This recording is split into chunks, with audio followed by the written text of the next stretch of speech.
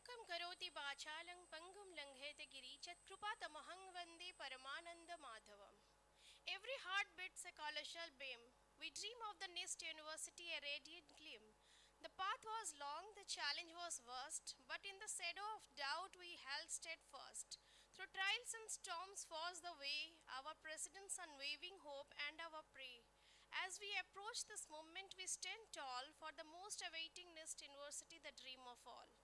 I, Dr. Akanksha Patnaik, student and now the Associate Professor of NIST University, take the pride in congratulating one and all to the immense success of NIST University. This is the second NIST University Foundation Day and the Family Day, Alumni Day celebration and 29th NIST Foundation Day. I believe all of you will be feeling the overwhelmed when we are back to the NIST University. I feel the bull's bomb butterflies in my stomach when I utter NIST University. What a graceful feeling it is. Alumni Day is a celebration of enduring bonds, where memories meet milestones, experience inspire the future. Today we warmly welcome our alumni, whose journey stands as a testament to the values, excellence, and the legacy of the institution. We are honored by the presence of the guest, whose achievements speak louder than the words, whose value inspires the excellence.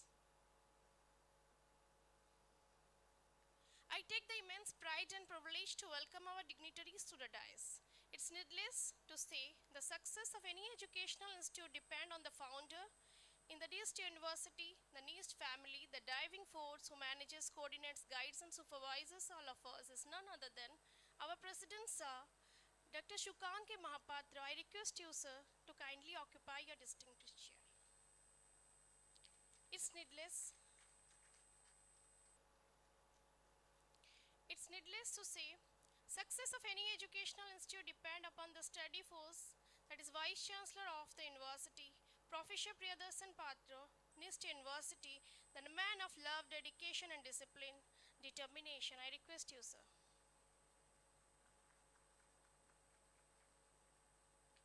Today we are privileged to be a part of this wonderful gathering.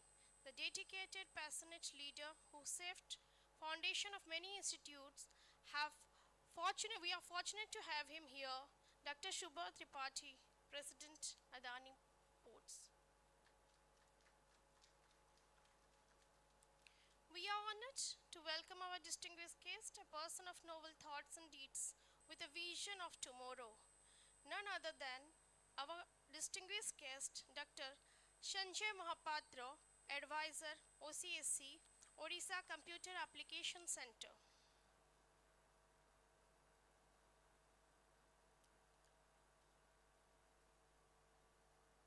It is with great honor and pride that we welcome the distinguished guest, Brigadier L.C. Patnaik, the man of discipline and courage.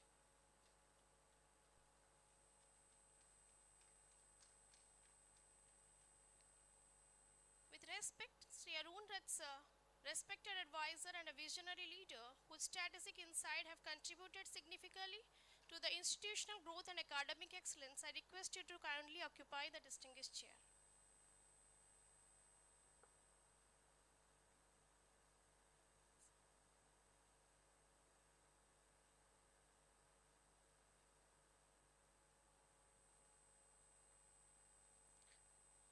At this moment, I would like to invite our student volunteers to present the bouquets to our esteemed dignitaries as a token of our heartfelt appreciation.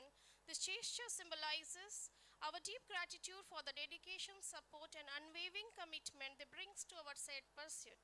Each flower in the bouquet represents the beauty they infuse in our lives, lingering fragrance of the efforts that enrich all our endeavor. I request student volunteers.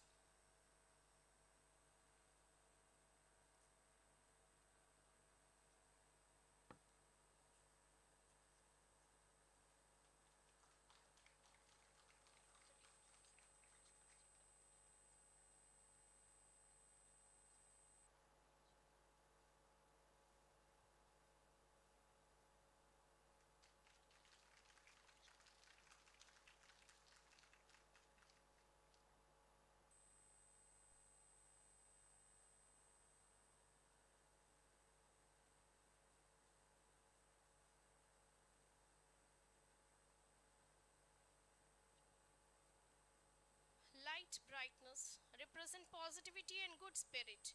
When holy diya burns, it spreads divine grace, raising upward, dispel darkness. With the intent of optimism, goodwill, and sanctified blessings, I request all our dignitaries to come forward for lighting the holy diya. I request everyone present here to kindly stand for the same. Where words leave off, the music begins. NMS teams are present here.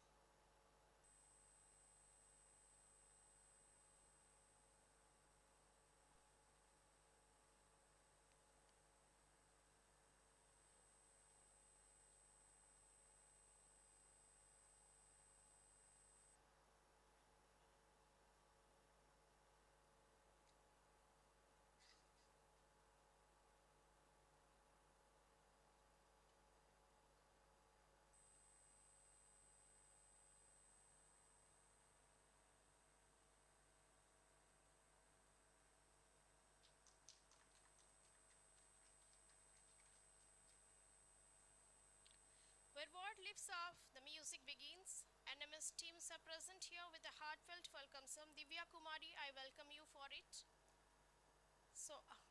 I request all the dignitaries to come forward for lighting the holy diya. I request everyone to kindly stand for it. Hello, hello.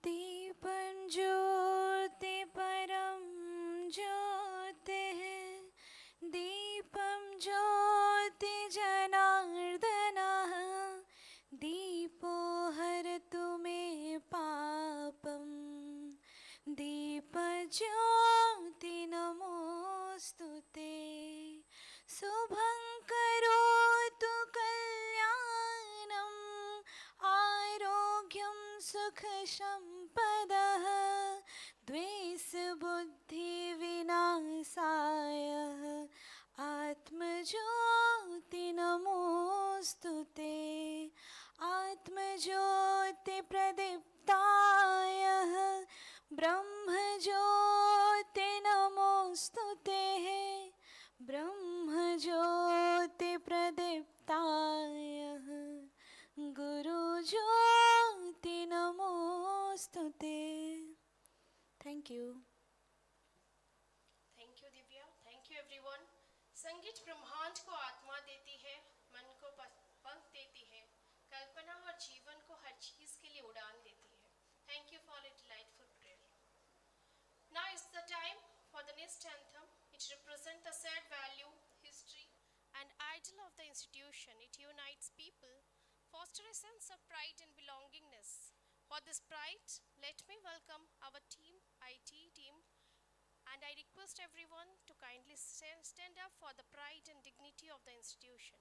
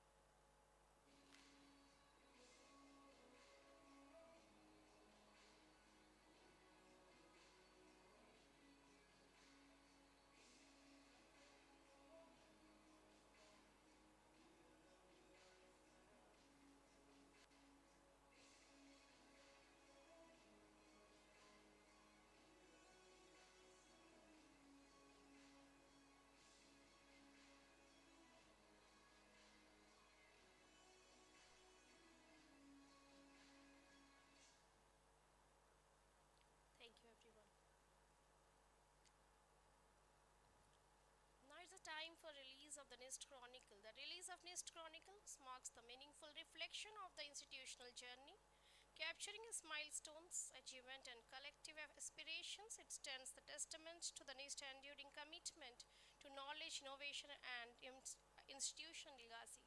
I request all the dignitaries, with President and Vice Chancellor Sir, to kindly release NIST Chronicle.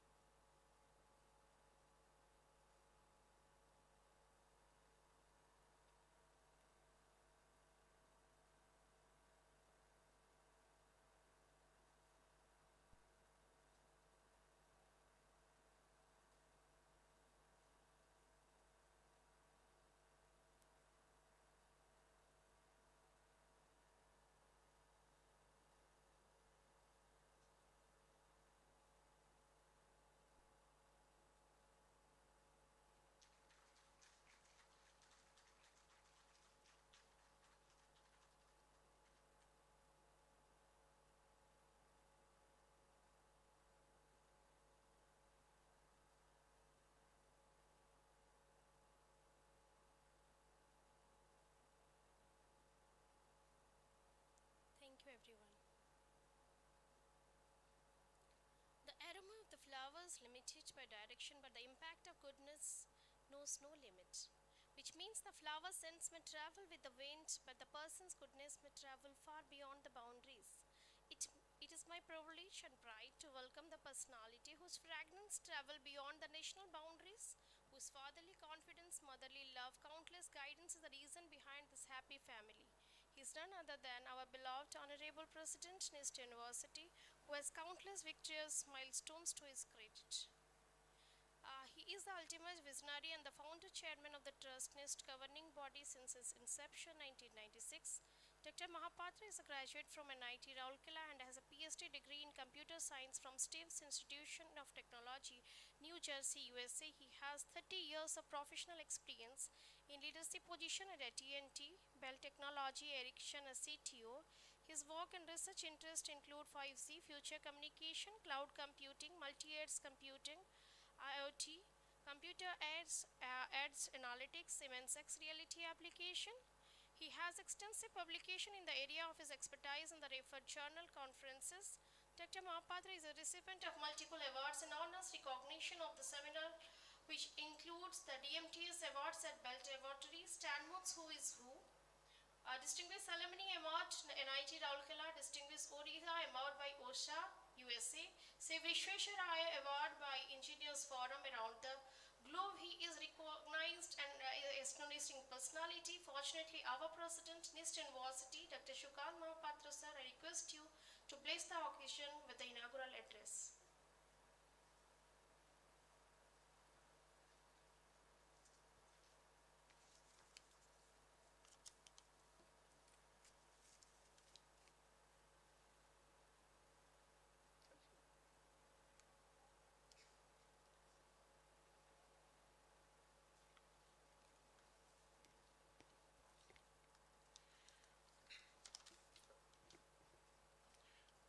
Good morning, everybody. Honorable guest, Dr. Subrat Tripathi, President, Business Development of Adani Ports.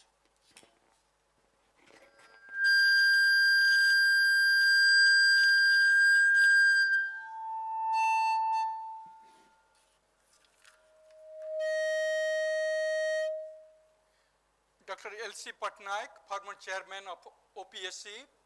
Sri Arun Kumar Rath, former CEO of Durgapur and Bhilai Steel Plant, Dr. Sanjay Mahapatra, advisor of OCAC, and Sri Manoranjan Dhan Samantra, member of OLA, and member of VOG, Board of Governor, Board of Advisor of NIST University, Vice Chancellor Professor Patra, distinguished guest, well-wishers of NIST, member of the press, and my fellow NIST family members, including student, alumni, faculty, staff. A very good morning to everybody. It is indeed a great pleasure that NIST is celebrating 29th anniversary today. NIST was established in 1996 as a past NRI venture in the state of Odisha in higher education. It was the first engineering institute in Barampur University and Southern Odisha then. Exactly 2 years ago, on this day of January 20th, through the Gazette notification of Government of Odisha, NIST was declared as a NIST University by NIST University Act 2023. Thus, today it is second anniversary of the NIST as a university. From the day of establishment of NIST, it was the dream and vision of the founding member to build NIST as a center of research and academic excellence as par with international university around the world. Today, NIST offers undergraduate, postgraduate, and PhD program in engineering, science, management, and health science. It is poised to expand into fields such as medical science, dental science, agriculture, animal husbandry, liberal, and performing arts. Today, NIST is a global university with students from 8 countries and many states of the India. NIST constantly ranks very high among the top institutions in the country. NIST stands on its core principle and foundational objective. The number one is the student first. We ensure and do our best to make sure the highest academic excellence for our students. And also, it's not about study, about the creativity, innovation. We always ensure our students have the creativity to learn throughout their life, not in the 2 years or 4 years study in the institute itself. And also, we want them to become good human being, good human soul, beyond academic and research excellence. The very important to have integrity, honesty, transparency, love and affection, and teamwork with the core of the foundational principle or value of the humanity. And we always strive to make them good human being beyond their academic excellence. We also, number 2 is the research and innovation at NIST. NIST has set a benchmark not only on the outstanding academic program, the quality education, but through the cutting edge multidisciplinary research through the Center of Research Excellence in 10 areas. We work in IoT, Internet of Things, we work on the analytics, data analytics, we work on the multimedia and X-reality, renewable energy, drone technology, computer vision, multiple areas where discipline, across the discipline, people can do the research. It is not limited to a specific department, specific branch. People across the multidiscipline and multiple branch across the university do the cutting edge research.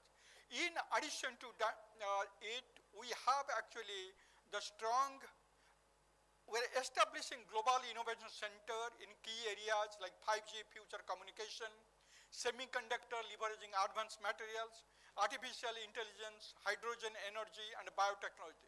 The global innovation centers are envisioned to drive the applied research, build prototype and products meeting industry and societal challenges, and create a hub of technological innovation in the state and the country.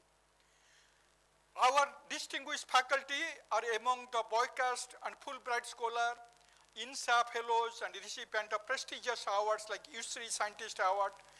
NIST has a research collaboration with multiple university and industry across the world. Number 3 is the community service. We always stand for community, society, and nation building. Many of our students, faculty, and staff are involved with multiple societal causes and activities as a good and valued neighbors, including ensuring inclusive growth around us, recognition of our students in the Evergreen Forum, hosting and supporting local schools and colleges, ensuring sense of joy in orphanage among the underprivileged and disabled people, blood donation and beach cleaning shows our commitment to the society, community, and nation building. As part of the NIST University Foundation, today we celebrate NIST Family Day with homecoming of our alumni. Alumni are true brand ambassadors and the face of the university. Alumni's accomplishment and success story truly reflect the value and key performance indicator of this university. NIST University is proud to have graduated about 19,000 alumni who are spread all over the world. Today, our alumni occupies leadership position in technology, management, research, academics, and public service. And also, they are very successful entrepreneurs. It speaks volume about university's significant contribution in higher education in the state, country, and the world at large in the span of last 29 years. My sincere thanks to the partners and entire NIST fraternity of alumni, students, faculty, and staff, the wonderful accomplishment and completing this glorious 29 years of NIST. You have not only excelled in your areas of interest, but your uniqueness, diversity, commitment to will carry forward the legacy of NIST forever. I take this opportunity to welcome our honorable guest, esteemed friend, and well-wishers, including media and the NIST fraternity member, joining this auspicious day of today, celebrating 29th Foundation Day of the NIST University. We have made tremendous progress, but we have miles to go. Our quest for excellence will never stop. Our rich heritage and legacy will continue forever to grow further and further. Good day, and thank you all.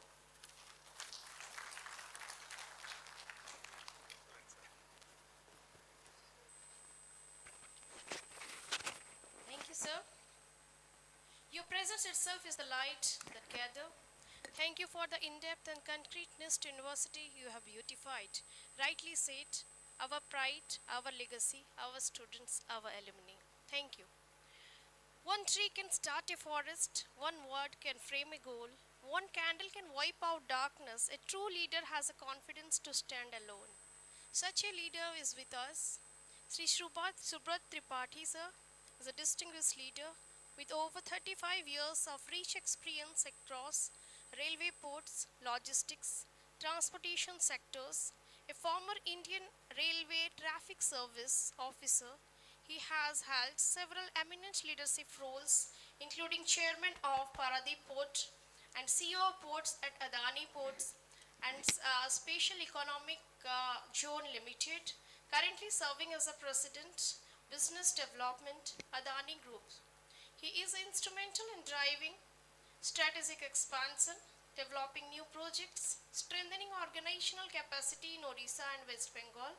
His deep expertise and experience in PPP projects, infrastructure-led growth, made him a respectable authority in the national development initiatives.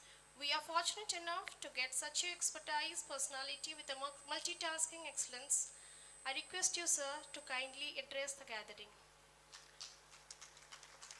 Thank you, Madam Patnaik. Thank you so much for the extremely kind words. You don't know how embarrassing it was for me to stand here when I was listening to all that while. I mean, I could turn red in the face.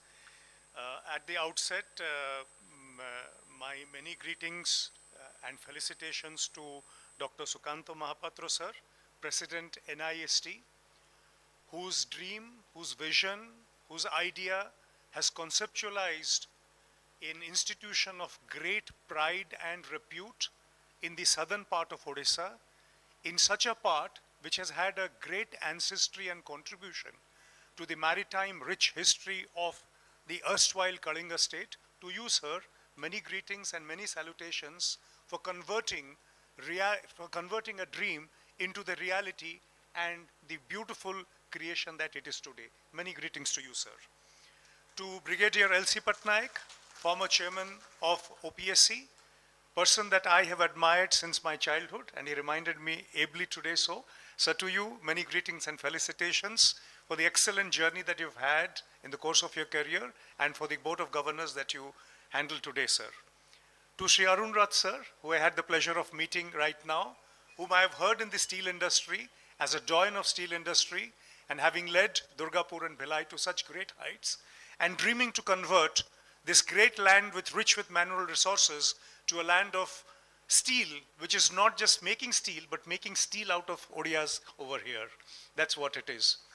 To Professor and Vice Chancellor, to you, sir, Professor Patra, many greetings. Had the pleasure of looking at you.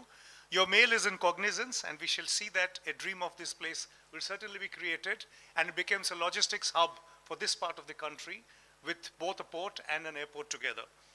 To my friend Sanjay Mahapatra, who I was rubbing my shoulders and trying to get some academia out of him, because I migrated into the industry and he's stuck in academia. To him, many greetings and felicitations. Sir, I'll take permission to speak for 15 minutes. I see the time given is 10 minutes to me. First of all, to you, all of you, friends from NIST, fellow, kind of colleagues over here, presence of the media, on your great foundation day, 29th, as I can see, 29 years of great pride and service to not just the academia, but to creating human beings of worth, of value. This could only happen because Dr. Sukanta Mahapatra, sir, as I spoke to him first, and I'm deeply honored. At the same time, I do question his choice of granting an honor to me, which I don't think I entirely deserve. But to him, I will say that this dream that he conceptualized, having traveled the world to come back to your roots and to give back to your people, to your society, to your brethren, a dream which will connect you to the world from the NIST University is not a mean task. Such kind of an task or such kind of an attribute, such kind of an opportunity comes but rarely in the life of such people. Sir, the fact that you decided to take on this challenge and not wither, because I know what it means to build great organizations. While it is said that the beautiful Stephen Hawking Cineplex, as we can see, Brief History of Time, is something I read when I was preparing for my civil services examination in late 80s. And I know the kind of conception that you must have had, what that looks beautiful, the sweat, the toil, the misgivings, the many questions, the many difficulties, the many challenges, the many doubts. What is it that you conquer when you come to bring and make an institution of such repute? Sir, again I repeat my great salutations to you. To you, all of you, when I stand before you today, the world today is at a great inflection point. It is at an inflection point for very many reasons. One, it's at the pinnacle today of what can be termed as a great technological exposure, a great technological advancement, but also in many questions concerning the future of humankind. Is it going to be a robotic-driven world, that which we read in science fiction, that which our ancestors conceptualized? Is it going to be a world where we shall finally find aliens and establish contact? And if the great Hubble telescope and the JWT telescope tells us about the Big Bang beyond what it is, and the fact that one of the comets is visiting today nearest to the Earth, it talks of a vastness of the space, and yet, as Isaac Asimov would say and Carl Sagan would say, a tiny speck, the blue dot that the Earth is today. But today, humankind is at that inflection point where perhaps what the future beckons is going to be vastly different from the thousands of years of history that has led to the civilization of Indus Valley, that has led to the great civilizations of the Egyptian, the Sumerian, the Persians, and over here, the great Kalinga technology and the maritime history. In many ways, it's going to be a recreation of history, but on a technological platform. When I look at modern history, and I don't go back, though I am quite an advocate on what Vedic technology and what Vedic mathematics and Vedic inquiry could be, and the fact that the reservoir of knowledge of gravitation pulls that Newton would discover much later would actually been discovered in India, and the fact our astronomical progress kind of will put to shame many of the Western sciences, but I'm not here taking judgments. I'm asking you, in the modern world, when I look at the phases of innovation, and I take a cue from what Dr. Sukanta sir said, that this is a hub that encourages innovation. Now, when I look at the various phases of innovation in the world, I look at modern world, as we say, that which coincides with some not so very good forces and with some perhaps good forces.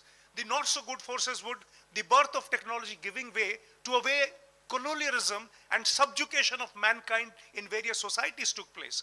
But what is also pertinent to note that in 1785, when the first wave of innovation comes in, and then you look at as to how these spells have started decreasing thereafter, from 1785 to 1845 was one spell of innovation that concerned itself for 60 years, and it concerned itself with water, with textiles and iron. You come the next phase, and I'm not going to tell you about all the phases. What I'm going to tell you is that between 1785 and 1845, 60 years, the next innovation cycle is about steel. It comes to 50 years. When you look at the next innovation cycle, it reduces to 45. Till the time you come to COVID, and we see the sixth innovation phase or the wave that has come, and now, post-COVID, it's a different world. And such a world which is now distinguished. It's a world to which India is entering with a great confidence, but with some amount of hesitation. In 1980s, one of the economists, Gunnar Myrdal, wrote a book about Asian drama. He identified certain reasons that would be beyond technology to take India forward and make it one of the advanced societies. Maybe in a way, planting the seed for today, which the Honorable Prime Minister speaks of, a Vikasit Bharat. Now, what is it about Vikasit Bharat that we are looking about? What is it that we need to change, that to make on a platform of technology that we take forward to make India comparable to the Western worlds? Is it just mere physical and technological progress? It is that, and also the progress of the mind. India has always been an incubator of ideas. So when we are talking of Vikasit, let us not confuse just about changing a physical infrastructure. It is about changing and adopting a modern mindset. And I, for one, feel extremely proud of the fact that my mind and my DNA, like everybody in this room, is a distinguished one, which is ancient in character, but harking to look forward to a modern outlook. Now that for me is the first fundamental role of being a Vikasit citizen. And to me, a Vikasit citizen and a Vikasit Indian is not what would conflict. I often take pride in saying that I am an Odia, I am an Indian, and I'm a world citizen all together. They don't conflict. They coexist, and in equal measure to give my identities the right measure, and also the outlook which has to be international. Such an international attitude, such an international idea is what Dr. Sukanta sir has brought here. On the shoulders of this, I request all of you, young students, faculty, those who have passed from NIST, it is on these shoulders, as they say, it's on the shoulders of giants like him that this dream has been made. Now, I want to tell you that after these innovation cycles, what is it that I look forward? I have been representative of the maritime sector. I've been in logistics for long, and I've understood that here in this blessed land of Gopalpur, which was once upon a time a port which has had many names. It has had a fort over here, Potagar, those of you know. It is incidentally, not incidental, it is also the world's largest rookery site for the olive ridley turtles who come back faithfully every year as ambassadors of this land. So in this blessed land of Odisha and Utkal Kalinga that we say, what is it we need to do to hark and take our state to a next level? I often read and I am encouraged by certain streams that we should invite to take our state and India forward. One, we are in the cusp of what I say, a phase of development. What is it about development? It is about creating a human capital and a physical capital. Due to paucity of time, I will not be elaborating, but give you just a hint. By 2040, when we talk of not just being a third largest economy, not being 5 trillion by 2030, but becoming much more faster, let's say 10 trillion by 2040 is what we are believing, and certain optimists believe it could be faster. In such a situation, development would mean creation of physical capital and largely human capital. By 2040, India would have 900 people in the demographic dividend. 900 million people would be challenging the populations of the world. You would be creating and going for jobs around the world. When you learn at NIST, You're not going to serve just in Odisha and India. You would be armed with such knowledge and experience to serve anywhere in the world. Sir spoke about Stanford, about the Ivy League. You would have that opportunity to go and serve there. So first is development. The second part is that as India develops, she needs to diversify from a classic agro-economy to an industrial economy and to a manufacturing economy, and such manufacturing which are incubated through innovations.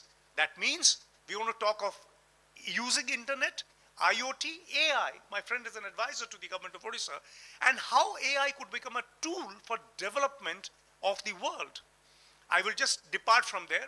I'll come to two other very important themes: digitalization and the fact that Aadhaar and the fact that we have such a system of UPI, which is the fastest in the world and contributing much more than the rest of the world can contribute, gives me hope that a financial inclusion and a governance would eventually make India a better, reasonable, ethical, equitable society. That's what digitalization is going to bring. It's not just about connecting people, it's about the democratization of the connect that is important. And finally, the cusp that we are standing on, and here I was glad when I heard Arun Rath sir speak about hydrogen as a development, because here, in conjunction with NIST perhaps, with the SEZ and the port, we wish to bring a hydrogen hub, which would be a power for the logistics in the world. So the next cusp of development which is happening is about the decarbonization that the world is seeing. India has promised to be net zero by 2070, carbon neutral much earlier. And as we speak, ESG as a theme is going to be far more important than what we recognize today. And ESG is not physical. It also speaks about governance. It speaks about the DEI, diversity, equitable, and inclusiveness. These are all the forces that technology will bring together and embrace all of us. Are we prepared? I think universities like NIST, especially under the great benign hand-holding and handsome holding by Dr. Sukanda sir, is going to create such citizens. To you, once again, I thank you. And finally, since it is about character building, I would often speak about what is it that is important. Before I forget, let me tell you that for the first time, we made a promise in India that by 2030, our renewal would be more than the non-renewable, more than the fossil fuels as a contribution to energy. In October 2025, Government of India released that the input from renewable, which is solar and as well as wind, contribute more than 50% of the installed capacity, and in next 5 years, the actual output of energy would be far greater from renewable than it is going to be from the fossil fuels. I can see that at the end of my time. In fact, digress a little more with sir's permission. Before I go, I'm often asked, when they told me, as to what do you look when you're hiring people? And I want to tell this to you young students who are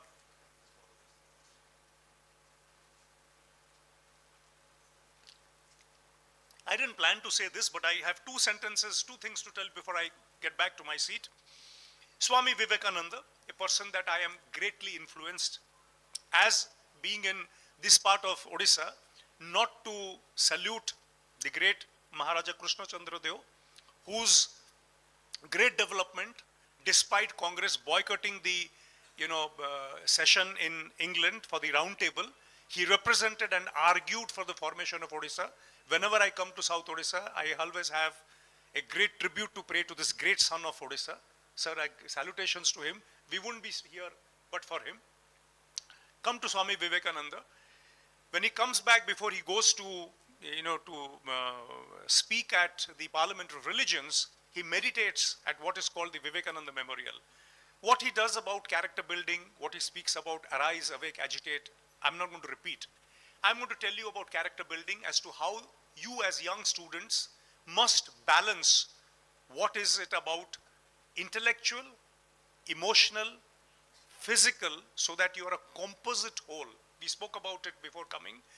Just academic input will not make you a worthy citizen, as you should be balanced with a equitable thing about an emotional balance, so about a physical balance, you know. Now, about the physical balance, I have a beautiful sentence which influenced me greatly when I read about Vivekananda. He speaks about, you will be far closer to God by playing football than reading the Gita. You would be far closer to God by playing football than reading the Gita, which means you balance as much about an intellectual, spiritual pursuit with something grounded in physical nature. And eventually, about teamwork, I never hesitate to say, and this is the time of migration at Chilika, when you see the bar-headed geese coming from all the way from Siberia, crossing the Himalayas, flying, and you'll understand how the geese fly in a particular pattern, a V pattern, and the V pattern is actually the best example of teamwork. It says there's a leader who leads but also falls back. So the leadership is assumed at a point of time, and the flap of the wing of each word gives an upward uplift to the bird following. So look at that V formation. There can be a no better example of conquering a challenge, overcoming a great, physical target, and working in a team. And what can happen when you don't? The reverse, an example that I never hesitate to quote. The American relay team, 4 into 100, men and women, especially the men, have the best sprinters in the world. Each of them could win the 100 meters, there could be a podium finish for them. Starting from 2020, starting from 2000, they have had a disastrous outcome on the Olympics. And you know for why?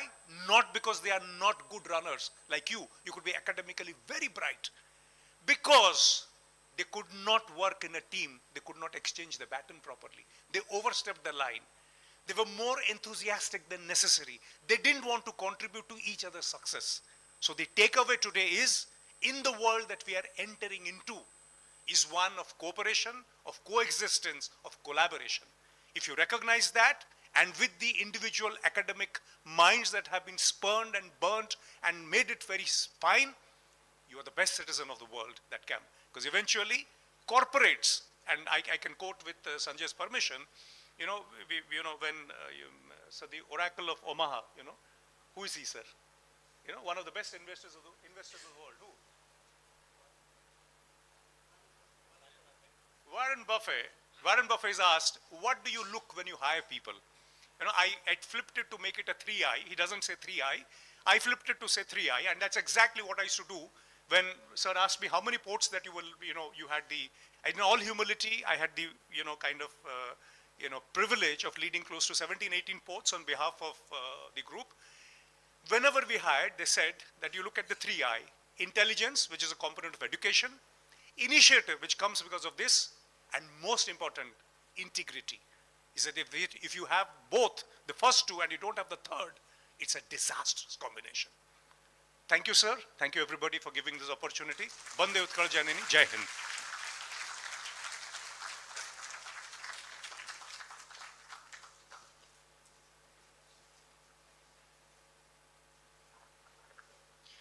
What a powerful speech. The Gangadhar Meher's words, I remind, মাতৃভূমি মাতৃভাষার মমতা যাহৃদে জনমী নাহি তাকু যদি জ্ঞানী গণরে গণিবা অজ্ঞান রহিব কাহি. Really, sir, your deliberation were so powerful. Your ideology and deliberation made me speechless.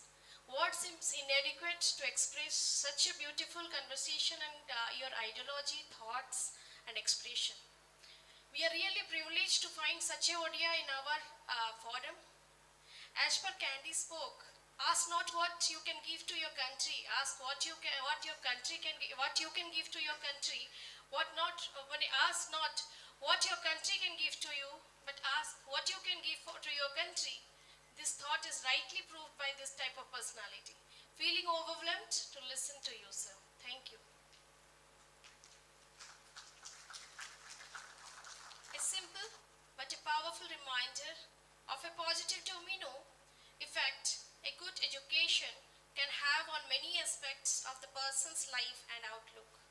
Dr. Mohapatra has an enriched experience in industry and worked in 2 of the big 4 consulting firms.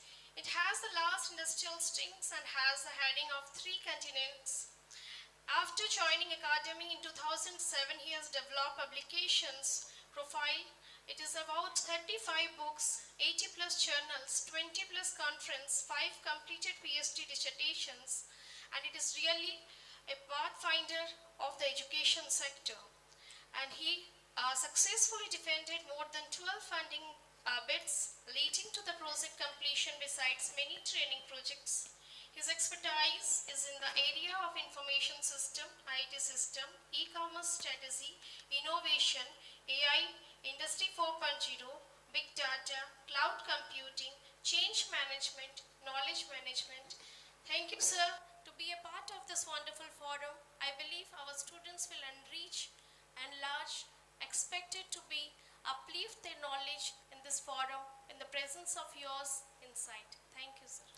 Thank you very much, and it's an honor, a pleasure to be here, and thank you for inviting me here. So, when I got an invitation from your Vice Chancellor, I don't know why, but actually I was looking for it. I was looking forward to coming here. The reason being, last month, there was a hackathon, Smart India Hackathon. And I was a nodal officer appointed by the government of Orissa to oversee 3 universities, Sri Sri Universities, VSSUT and GIET Gunpur. I don't know how, at each place, I met students from this university. And I was wondering whether it was by fluke or by luck or there is a destiny. And believe me, not a single batch won the hackathon prize. But each one, each team from this university had an impact on me. Why? Because Smart India Hackathon had 10 problem statements. And I don't know if I feel proud, all the 10 problem statements were given by me in the month of July to the center government, saying that these are the problems that should be solved for Orissa. And government of India liked them, and they had given to all the 3 universities different problems. So 10 were divided to 3, 3 and 4. Each of the problem statement had something to do with the environment. And when I met guys from NIST, I felt a difference, because the guys from IIIT Guwahati, they won the prize, but you know, somehow I felt that they have something called crammed knowledge. You know, cramming, rotting. ଆମେ ସବୁ ପିଲାଦିନେ ଯେଉଁଟାକୁ ଘୋଷବନ୍ତ ବଳବନ୍ତ କହୁଥିଲୁ. So I could feel that they could, you know, cite something, the formulae and other things, and say that this is what we have done. But NIST guy says that this is what I felt, I should do it. The change in the society is so different that I saw in them, because today's generation is about technology, and technology means we only talk about one thing, and that is AI. And AI is not technology alone. It's an attitude, it's an aptitude, it's an approach, it's a solution for the ecosystem, for the landscape. And thank God they probably connected me to this place, and that's why I'm here. So I'll speak about this particular one, what could be a roadmap for NIST University, rather than talking about other things, because we know the situation. I come from an era where we were to ask to cram the mathematical tables, Ponikia. From there, I learned how to use the electronics calculators, 2 computers, and now AI tells me how to go, when to start, what kind of vehicle to take it. I just decide whether I should go or not. Right now there is an era where I come from that I was thinking about myself. What should I do in my career? How would I contribute to my family? Can I be financially dependent or independent? But to the generation that thinks about global economy as a part of its ecosystem, so things have changed. So what can be the situation? So this is my background, 23 years in corporates. I was CIO from 3 geographies, 3 areas, USA, Europe and Asia Pacific. Before I decided that enough is enough, and I drove from Chennai to Bhubaneswar to join XIMB as a professor. I have taught in Belgium, I have taught in Paris, in Cameroon, and in many of these IITs and IIM. The reason I am saying that, wherever I go, I see a pattern in the students, and I will talk about that today. I have worked on the different publications, 35 books. These 35 books, let me admit, I have written that as a co-author from Gen G, and probably if I can get an opportunity, probably I will write with Gen Alpha. The Alpha that is coming up. When we thought that we are going to tackle Gen G issues, we have greater strategy to be done for Gen Alpha. And these papers that I have published, again, it's actually 91 right now because 2 were published yesterday. These 91 papers, 30% of them have been co-authored by my students. I am enriched by this society rather than I just say that I have given a monotone. So what exactly we are talking about here? So this is contributed to the quality of the education. There is a research culture here. There is a kind of system that people want to get ready, or they are kind of ready for the industry.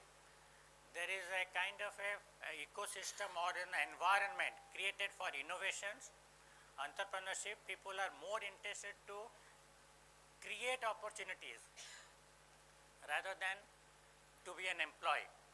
So in that case, you are not just an academic centers, you are actually transforming the society. And that's what I feel that probably I will talk about it today. Many first generation entrepreneurs have been created here. Many families have seen their dreams being fulfilled. And as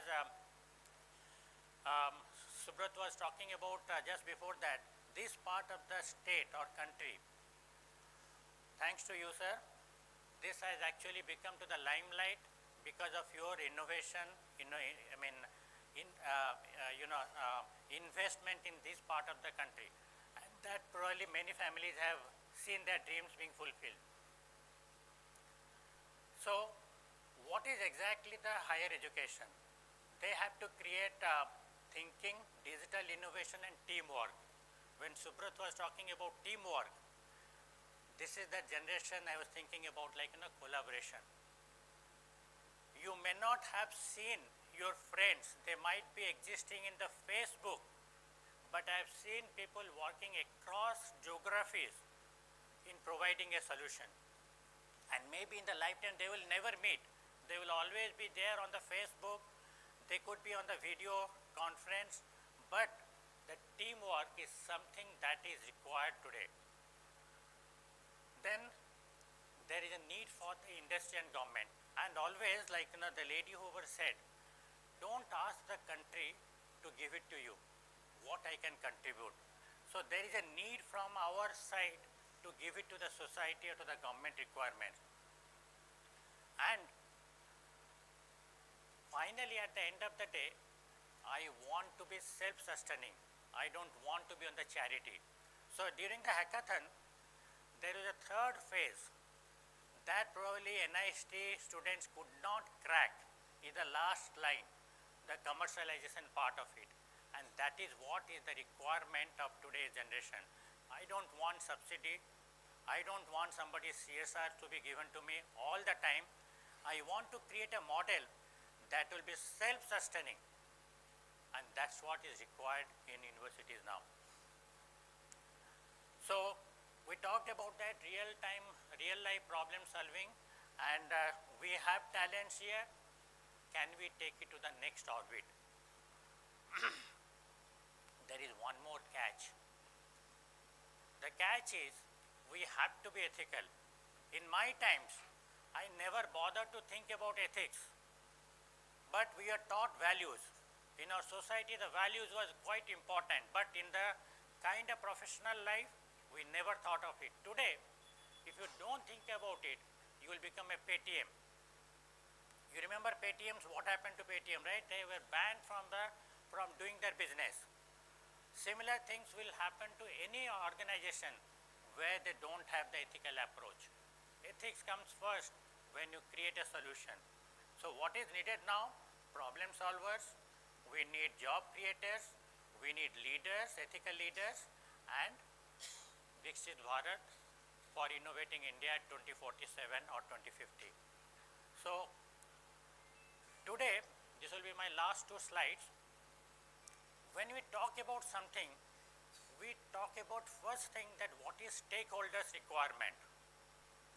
We can say that just we're talking about the environment. We are not talking about the government alone. We are not talking about the society. We are talking about everybody, including myself, because I need to self-sustain. Who are the stakeholders? Finally, so in these stakeholders, these are the requirements: your ability to think critically, your ability to learn continuously. You have to learn across disciplines.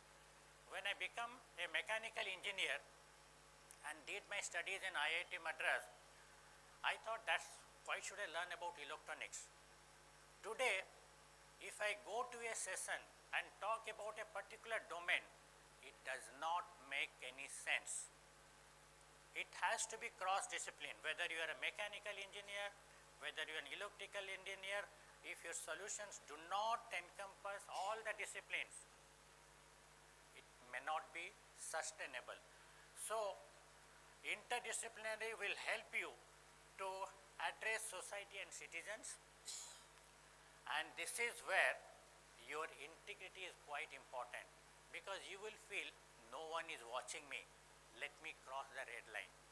There is no radar, there is no camera, and there is no traffic, and let me cross it. But there is somebody who is watching that. Slow and steady always wins the race. We have been taught that it is still valid, and it will be valid also in the future. This integrity comes from your ethical approach. This integrity will take you to the places, and this will be the roadmap mantra for this university. And finally, your ability to communicate clearly. I was talking to the president today. In my time, we are from Oriya family, and we used to say, "Katha besi kahibu nahi." Don't talk about yourself. You are not allowed, because that was not a considered civilized approach. But the first time when I worked in USA, I understood what is called packaging.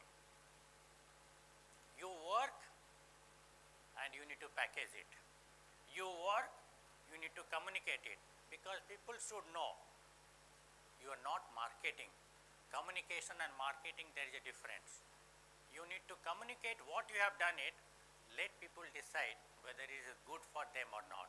But communication has a lot of, important factors. You should know the other person, what they want to listen to. You can't decide and talk in a class or in a session what you have prepared. You have to prepare based on your target audience. So that communication is important, and that is one of the things probably in your incubation center.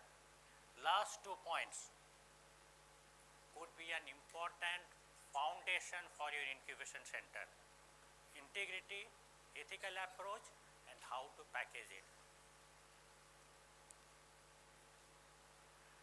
Marks will help you get a first job, but your approach and mindset will determine your lifelong impact. That will probably the point that probably every time we need to remember, because we need to go a long, long distance, not the first job. So we need engineers who can understand the social realities, managers, if you are doing MBA, who can have value ethics over shortcuts, researchers, and we need to have innovations who can integrate the engineering, management, technology for the society. So there is an important role, and since I come from the faculty background, this is something that probably I feel I just need to speak for 90 seconds. The faculty roles are changing. They are no longer instructors, they are going to be mentors. They are no longer subject experts, they are actually becoming interdisciplinary guides. They are not content delivers, but they are critical thinking facilitators. You know, and if you watch this Premier League football matches, they don't create Maradona, they don't create Beckham. What they create is your ability to play on the field. That's a great statement that he gave. If you play football, you will be nearer to the God. Believe me, the balance has to be understood on ground. That is what you have to make these critical thinking facilitators. For that, the faculty has to prepare himself or herself. How to prepare, I don't have to tell you. That definitely you will have a lot of. So long-term legacy will depend not by infrastructure. You have a beautiful infrastructure. In fact, my car, when it went to the entire round today morning, I was trying to locate the location, the place. I was wowed. My God, even my NIT Rourkela, even IIT Madras does not have this kind of facilities. Beautiful environment, beautiful infrastructure. But you require mentorship. You require institutional culture. And probably I am saying it for the second time, third time, fourth time, sir. But the incubation center can make a long difference. Probably I am coming from an entrepreneur's background. I am a mentor to the Odisha, all the SME sector. And I keep on mentoring the startups. So I see this could be one way, one ladder to take you to the place where the society wants you to be in. And this is for the management. Please handle the faculty with care. This is required. Because if you don't know how to handle the care, what will happen is, when you become a faculty, you change your role from a husband to a mentor. At home you could be a husband, but at place, you even with a lady also, you become a mentor. And we slightly create an ego in them. It becomes, knowledge sometimes makes us something different, and we want to be treated slightly different. I am talking like a faculty right now. And this also I had said in XIMB University when I told our founding fathers that kuch to khatke kijiye, so that faculty can stay here longer. This is the roadmap. You are already there in the innovation hub, and you become the solving the local challenges, public policy thinking part of that, and for the socially relevant research. Each one can be divided into different objectives, like using a balanced scorecard approach. There is an approach which says scientifically, this is your objective, this is your metrics, these are the variables, and these are the action items. So each one of them can be converted them to a roadmap using balanced scorecard. Let's the journey become, NIST can become a timeless university, and probably that probably lies with you. Let the journey begin. Thank you very much. Jai Hind.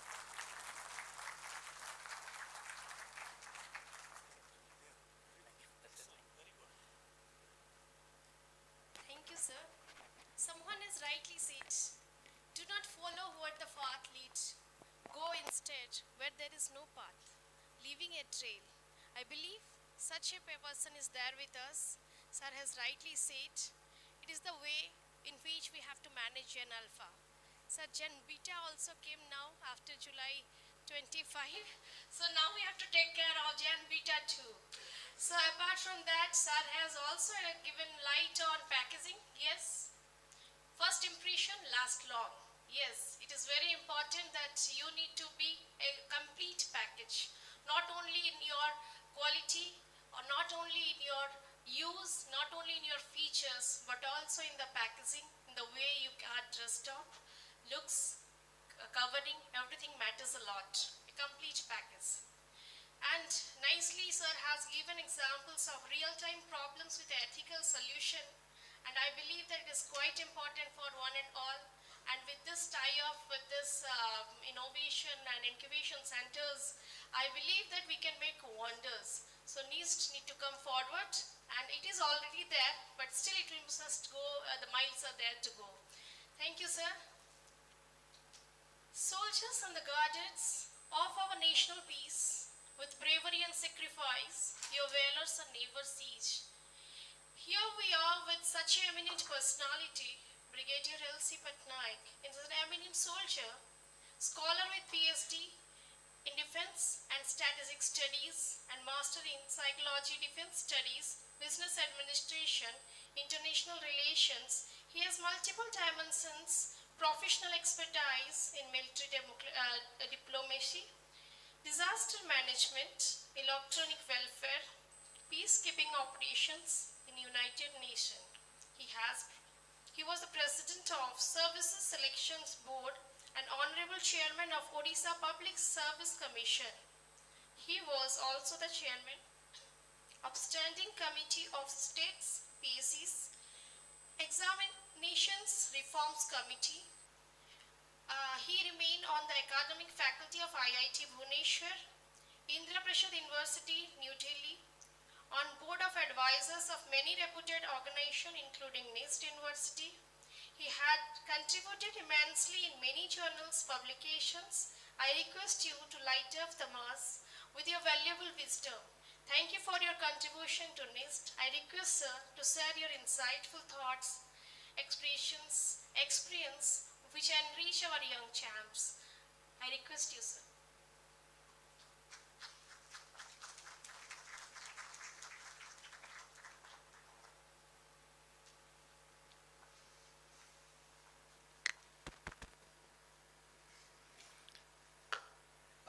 Good morning. I think I'm moving into good afternoon now. Thank you, Akanksha. You are dear to me not because you introduced me, because you carry my daughter's name. Okay, both Akanksha and Patnaik also. Thank you very much. Okay. Firstly, my heartiest compliments to Professor Dr. Sukant Mahapatra, the Honorable Vice Chancellor, and the faculty who is here, where I've been interacting here. I'm not coming for the first time. And it's always been a pleasure to be at this particular place. My esteemed regards to the eminent person in the dais.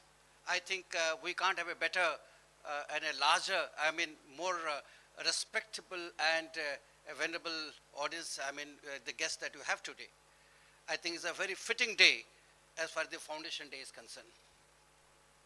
Now, heartiest congratulations to the university, all the staff and the faculty for the Foundation Day, the second as a university and total and as an institution. It's really a great pleasure to actually address the audience, both consisting of the faculty, the students, and esteemed members out here. Though usually on a Foundation Day, when people are always in a joyous mood, it's very difficult to get into something, to listen of something of serious nature, but I can promise you I'll not take much of time.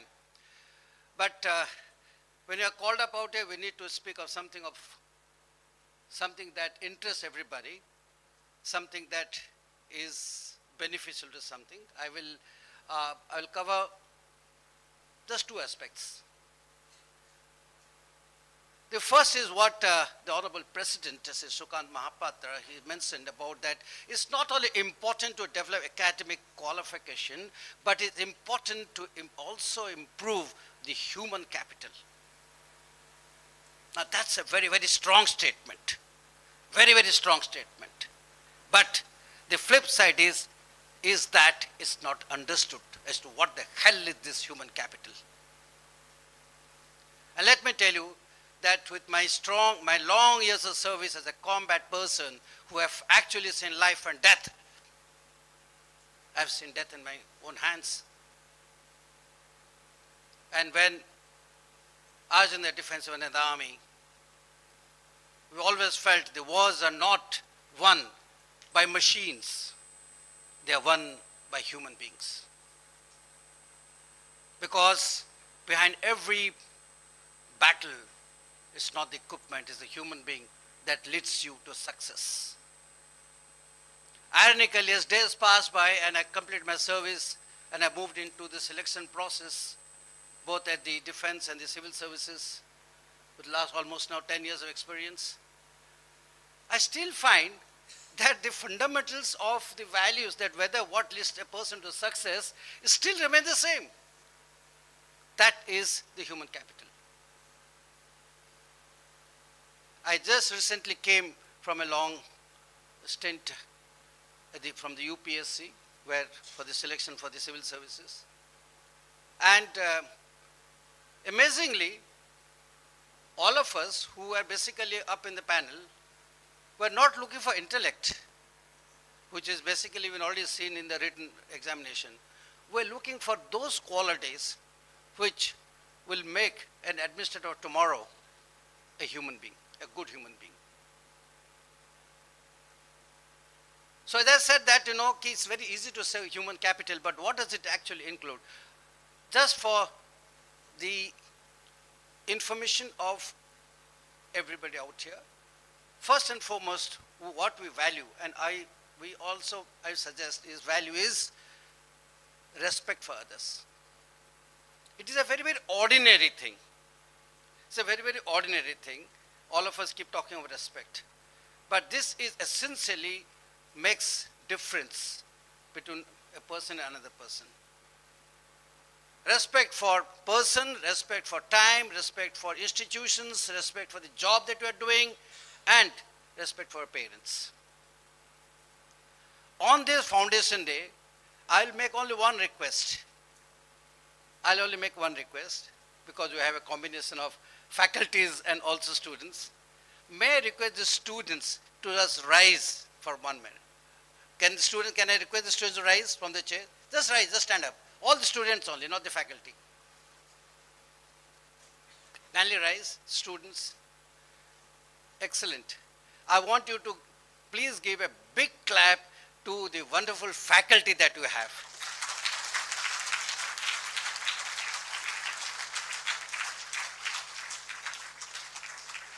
Kindly sit down please, dear students. Because no institution can really have a good foundation without the contribution of the faculty. So, I think on this day, the first and foremost is that we must respect our teachers. And that is essentially one of the things that I want to convey, that respect for teachers, respect for elders, parents, and other things is a paramount important for human capital. The second thing that I want to convey today on the human capital side is the power of now. Start respecting the power of now. And why am I relating to the human capital is that the human always wants that future. I am going to study here, what am I going to be? I want to be A, B, C, D. What am I going to do in future? We immediately transport ourselves to the realms of the future and forget about the present. When you ask this, always a question, in the civil services, why I want to join the civil services? Sir, I want to be an IAS officer. Why? Because, sir, I want power. I want so-and-so. I've experienced this in many other interviews also. Immediately students move into a realm, a different world altogether. And similarly here, maybe the world is moving too fast with so much of social media and so much of communication that is there. But the power of now is the students, how best are you performing here at this particular institutions? How much are you giving respect to the assignment that you are doing? How much are you involving yourself with day-to-day activities of the institution? How much are you giving yourself so much of concentration to all the co-curricular activities that you are doing here? How much are you involved? How much are you in this particular system per se? The wonderful years that you pass here, 3, 4 years, 5 years, whatever you want to do it. How are you passing these beautiful times of yours? We seem to neglect this. We just seem to neglect this and move ourselves, transport into a different future altogether. Ladies and gentlemen, the power of now is so strong that today when you talk of the nation per se, today the nation has moved into different fields. The power of now remains in everything. Everybody talks of AI, the technology and so on and so forth. But the power of now remains that the youth has to think as to where to take the nation forward. Where has to take the nation forward for tomorrow?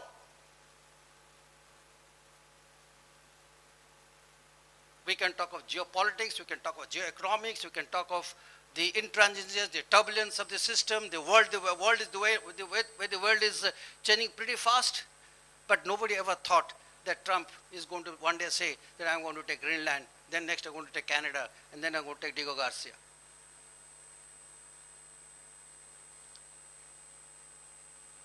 The power of now remains. All of us need to understand our nation.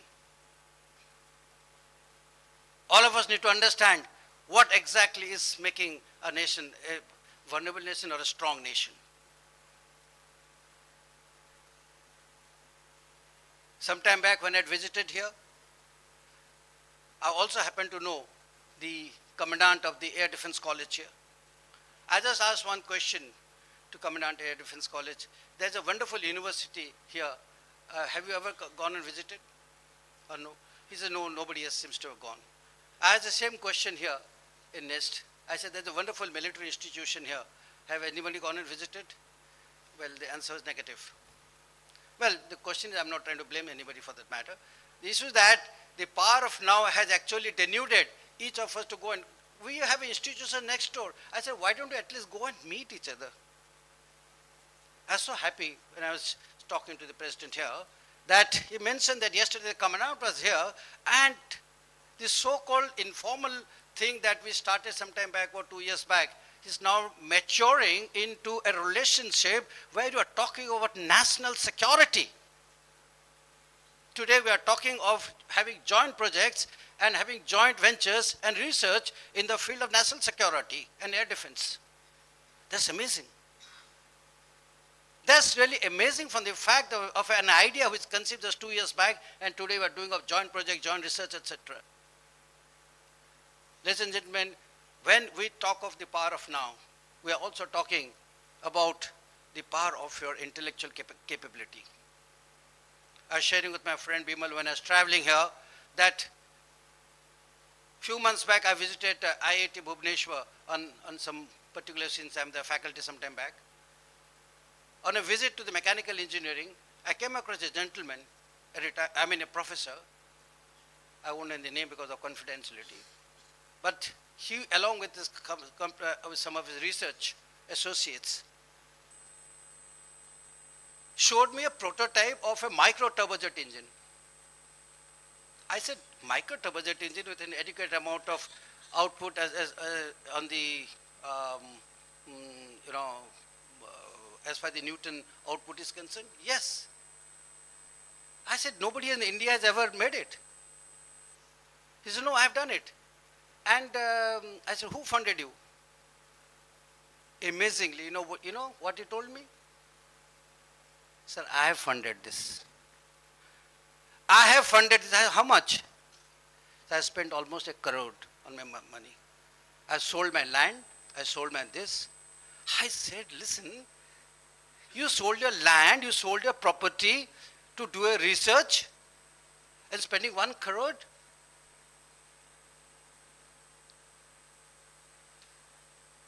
So we have this potential. Ladies and gentlemen, please don't forget the power of, we have huge potential. He is an ODA professor, not an outsider. We immediately connected to the services and the other institute. Today he's got a funding of nearly 50 crores to develop that particular engine. So we have that talent, we have that potential. Please rise. Please see into yourself. Please see that you have that particular talent, and what else can an organization give you like the university out here who has got everything, the laboratory, the research, the facility, the games, the indoor stadium. I don't think any university, I have spent all my life in residential schools and academies, and one of the best in the world, in the country. Let me tell you, I find everything here Similarly, what one enjoys in a public school education and otherwise. So, please, for God's sake, utilize all these opportunities. Please rise. Please get onto the level of your own potential. The power of now, and it lies with you. Because we need to take this nation forward. We need to take this nation forward, not anybody else is coming. We are not going to expect Trump to take us forward, definitely not. Or for the matter, anybody else. We are a wonderful nation. We are a vital nation. We are a strong nation. A lot of talks have been taking place on our ancient philosophy and the Vedic strongholds. Well, ancients are ancients, but that should be only an inspiration, ladies and gentlemen. But what we need to move forward is that we need to make our potential strong, build up the human capital, and take this strong institution forward, and also yourself forward. Thank you very much for listening to me.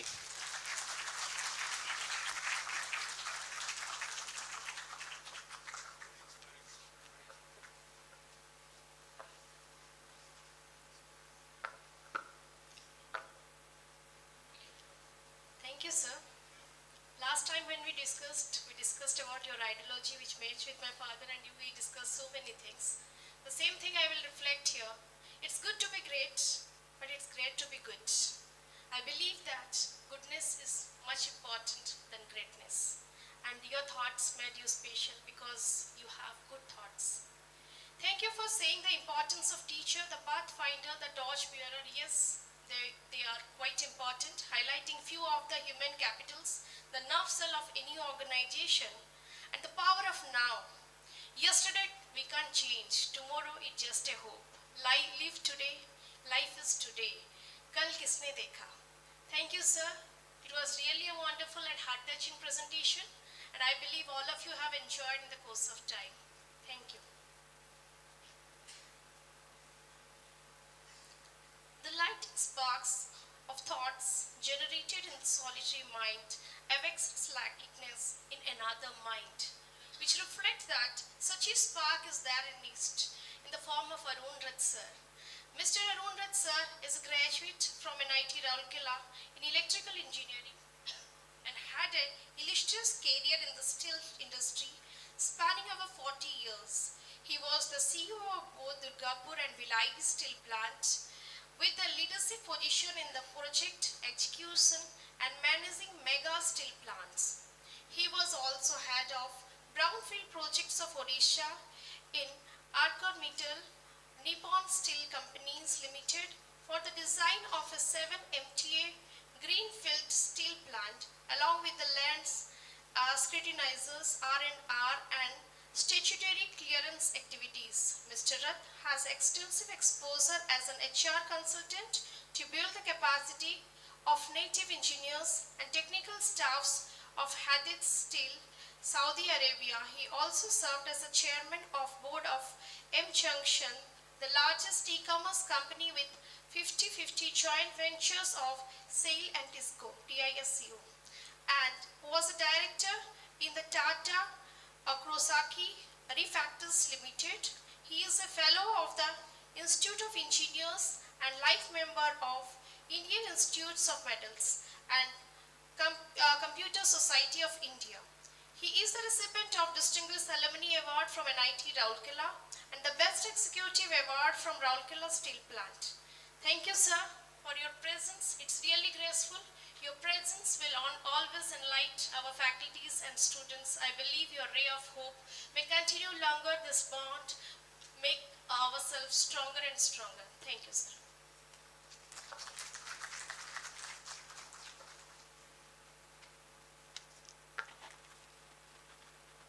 Good afternoon. I think I will first thank Brigadier Patnaik. He has given a lot of energy so that people have patience to listen to me now in the fag end of this talk.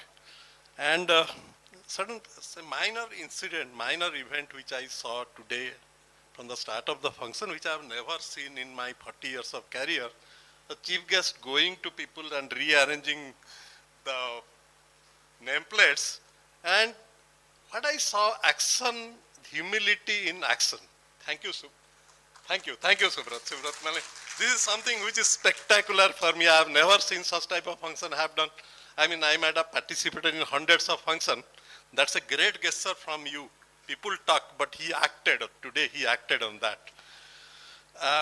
He has made a very structured formal function to an informal function by the way he addressed it. I will make it further informal. So I will call Sukanta, I will call Brigadier Patnaik, I will call Subrat, and I will call Sanjay instead of addressing in the dais, but I will call Vice Chancellor because he is the person, his person is more important, his chair is more important than this person, so I will address you as Vice Chancellor in the dais. So let me test my memory. I have spent quite 5 to 6 months here. So I will start recognizing all of you sitting here. I am recognizing Akanksha, then Priti, then Rajesh, then Bimal, then I think Satyajit, no? HR head? Okay. He is HR head of Gopalpur of Adani. Rajesh, your all colleagues have left. I have seen all of them. And Kailas, Amrit, Dr. Amrit, I am not calling doctor. All of you are doctor. Okay. Only Mr. available here. Some of you are Mr. Then Sonuk, Susanta, and many of you. I am able to recognize, not the call the number, not to get the names. Very good afternoon. It is good morning to good afternoon. And today is family day. So let me address the family. So good afternoon to the august family of NIST University.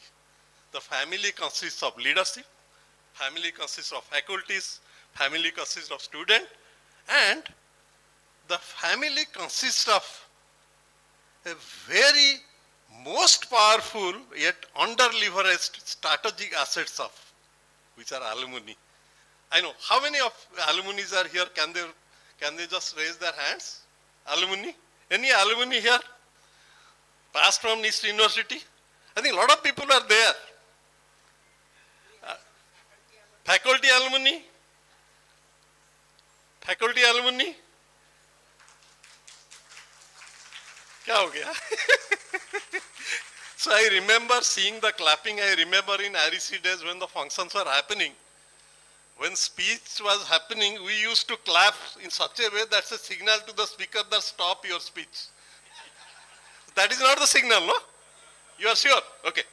So I would like to address the alumni because the family, when we are talking of family, we are talking of institute. Institutes have three components, very clear components. They are the leadership who manages the whole institute, the faculties who do the academics, who do the research, and the students who are the products of the university, and they go out as a product to the society and they demonstrate the capability and the values which has been added on them, and for institute they become alumni. Now this alumni family, what they want from the institute? They want to come to the institutes for nostalgia. They want to spend some time in the institute, see their classroom. Just last month, our batch people are on the NIT Rourkela. Our 50 years of friendship we celebrated. So many people, I stayed almost more than 30 years in Rourkela, almost 25 years. So I have visited almost, I was very much connected with the institute. But the many people who come from abroad, who came from other states, they were emotional. They're ecstatic. Oh, let us go to my room. This I was staying. Let us go to the office and let us talk to the professor. Let's go to the classroom and take a photograph. That is pure nostalgia. The alumni wants nostalgia. What the institute wants from the alumni? Institute remember the alumni when there is a placement problem. Are koi hai kya humko help karega? Institute remember the alumni when there is some sort of a mentoring is needed, some sort of a fund is needed. So these are the way the relationship happens.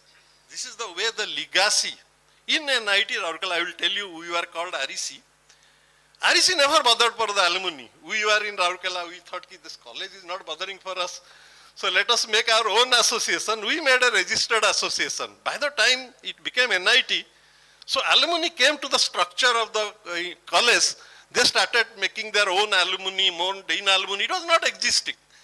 But we have to struggle to tell the college that we are alumni. We also play a role. Let us, you just identify and give some sort of a recognition to us. So, if I go back to the 40 years of my career, here I am only bringing 2 years of my career. In 2019, I became the president of NIT Rourkela Global Alumni Association. I wanted to become the association because I had a lot of ideas beaming in me. Alumni should do like that, college should treat the alumni in such a way. How do I implement? If I become the president, 26,000 alumni across the world, I should be able to connect to them. I should make an ecosystem. That's the family. Let the family will not forget, will not only remember the son at the time of when they are wanted, but let the sons and daughters be always connected to the institute, because they always feel sometime, a lot of things this college has done to me. Am I able to pay back? I should do something. How I should do something? There is no platform for me to do something. If I have to give money, whom to give, whether this money has to be spent in time. If I have to take a class, I know this thing, this college, nobody is teaching this skill. I am having such skills. So I have got a lot of opportunity, what to approach, how to approach. So I wanted to have it, but unfortunately, my presidency merged with COVID. So I just could not do anything. It's a COVID which killed all my vision and initiative. I only could do it that, okay, I had almost more than 1.5 crores money in my fund. I told, why this money? Now people are donating. What you are doing? No, if we spend, no, people will tell how this is being spent. Let's spend it. So I almost spent more than 50 lakhs of rupees into the institute, telling that, then how to spend it? COVID, there is no students and nobody is there. So we made a Google sheet and talked to those, what do you want? They told, we want washing machines. See, this problem, unlike our time, the student study load is huge now. They want washing machines. I told you want washing machines. Then I made a committee across India, a lot of people, a lot of batchmates were there, a lot of junior, senior people were there. Then we made a, and we almost purchased 40 Samsung washing machine and pushed into the hostels. Then I asked the faculty, what do you want from alumni? They told, I want tea and coffee machine because in COVID, nobody is coming to bring the tea. The tea person is not coming. So you purchased almost 20 coffee and tea maker and pushed to the faculties. All HODs are having tea and coffee machine. That's the way we wanted to give something to the institute. What I am talking today, in the era of, we are talking of Global Innovation Center here. We are talking of 5G, 4G, 5G and 6G. And and this is the second year of the university. So in that way, this is University 2.0. Am I clear? We are talking about Industry 4.0. So what I will be talking now is Alumni University Relation 2.0. Okay, let's start. So, so I was just jotting down in dead night around 3 a.m. I had my sleep problem. I wake up, I jotted down certain points, which I had a vision when 2019, I wanted to do it in NIT Rourkela Alumni Association. I just jotted down my ideas and I was putting this idea. Three actionable points which I feel that the institute, alumni and the family should do. First point is, let us replace the static alumni database to a dynamic AI-powered internal platform. What we do normally, I don't know what sort of a database you maintain. We have got a legacy database batch-wise. That is disjointed. Even we have got a NIT Rourkela, we are having a website, we are having our alumni sites. We are having an election also, we do e-election. We don't do physical election. Across the world, people vote and get their things elected. So but this is an emerging technology area. You are talking of 2.0. Why we cannot have a dynamic AI-powered internal platform? Let an alumni startup founder in Bangalore instantly find another alumni in some other place that he can have a joint venture. I mean, this is the network. This is the era of network. Why we cannot have the network like that? Let a student secure a micro internship with CEO through this network. He does not have to talk to anybody. He understands. The whole network is vibrant. The position, the knowledge, everything is captured in the network. Is it possible? If you can turn our network to a searchable, actionable engine for opportunity. What we are talking of alumni, student, faculty network. I wanted to connect the faculty, because in the faculty, it's not question of only alumni, it's a question of alumni, faculty, and the students. You don't know, one of your students might be doing a research somewhere. I mean, he may require your help or you may require his help. You don't know. You don't have that information with us. Why don't you capture this sort of a emotional bonding to a very, very tech-savvy network? This is the first point. Second point is to launch reverse mentorship. Nowadays I learn from my daughter. I mean, the era has gone when you learn from a seniors. The gray-haired, the white-haired persons has to learn from the black-haired person. We learn more from juniors. After the last 4 or 5 months which I am spending here, I am learning much more than what I have learned in my life. I mean, the learning is different here. Because we think that we have learned everything, we have 40 years of industry experience, learning never ceases. You have to learn every time you talk to a people, and the younger people give you more learning. When I am talking of reverse mentorship, can we pair senior alumni with small student teams? The alumni offer career wisdom. The student expose them on AI, ROM, new market, Gen Z trends, Gen Alpha trends, Gen Beta trends, keeping alumni sharp and giving students unmatched access. It's a two-way knowledge exchange with massive returns. This is something which the whole university is losing. The students are losing, the faculties are losing. Why can't we connect? The base of this thing is the network, making an AI-powered network. I know what exactly is being done by AI, anything you can do. Everything we are doing, why cannot we do it to our institute? Third point which I just jotted down yesterday was impact syndicates. Move beyond general donations. Somebody want to give money, cold donation. I have seen in my school, one of my wealthy corporate has given crores of money. And I have seen him, gyms are being made, not being used. He likes gym. He does not know that today's Odia medium school students come from a background, they cannot use gyms. But extensive facility of gym has been given to the school. 2-3 rooms are being used. A lot of money he has spent. He's very happy he has money spent. If he goes there, he finds dust are settling on that. Nobody is using. You have to find out what is being used, not what I can give to the institute.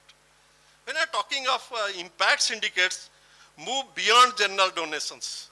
Let the university periodically issue a challenge statement from the research, from its global, you have Global Innovation Center or Global Innovation Center of 5G.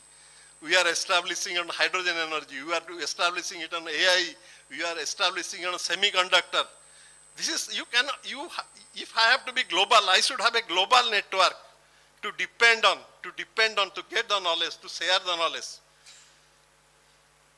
Alumni to be encouraged to form syndicates to tackle it, providing funding, data, real-world testing. The process channelize plain philanthropy into focused problem-solving partnership with measurable results. In this era, if you have to be competitive, like we have this whole dream of Sukanta is that he understands that all the private university USA are in the top of the world. And if the private university, in the independence we have, the flexibility we have in operating the university, the decision-making fastness we have compared to the government university and others university, we can really make it great. But you have to leverage on our alumni. This is one of the enablers which you have to use. In essence, alumni being just a support group become a strategic. Instead of becoming a support group, they should become a strategic force multiplier. Alumni offer workflow, not just the wallet, not just his wallet. He participates. In one of my batchmates who wanted to give a lot of money to the government, to the institute, I mean, they could not settle what is to be given and what these people can use. Still this discussion is going on. The students become the fuel, engage aggressively, and the leadership. Three of them the leadership has to become the architect of the platform. The platform has to be created by the leadership. Creating the collaborative platform, making this synergy easy and rewarding. This is Alumni Network 2.0, a high velocity ecosystem where every day a connection is made, a problem is solved, and our shared legacy grows stronger. Let's build it together. Thank you.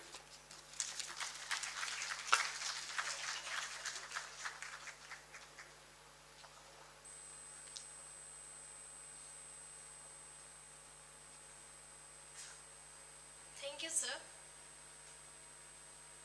Rightly said about the alumni. Today is the Alumni Day, Family Day. So, colleges is a place where moments turn to memories that remain etched forever in the hearts. Rightly said, sir. I am the alumni of the organization. I feel that etched till today. Last 15 years, I am in touch of this organization. I know that what I genuinely feel for the institute. As you see that registered association, we too have our registered association, NIST, and beautifully, sir has said a wonderful relation between the alumni and the institution, which lasts longer and longer. As I said always in the orientation, students, this is not the 4 years you are going to be a part of NIST. When you enter NIST forever and ever. You will be a part of NIST family, and you will always, this relationship will always remain till the last breath. So, yes, really, this day counts a lot, and the alma matters. Thank you, sir.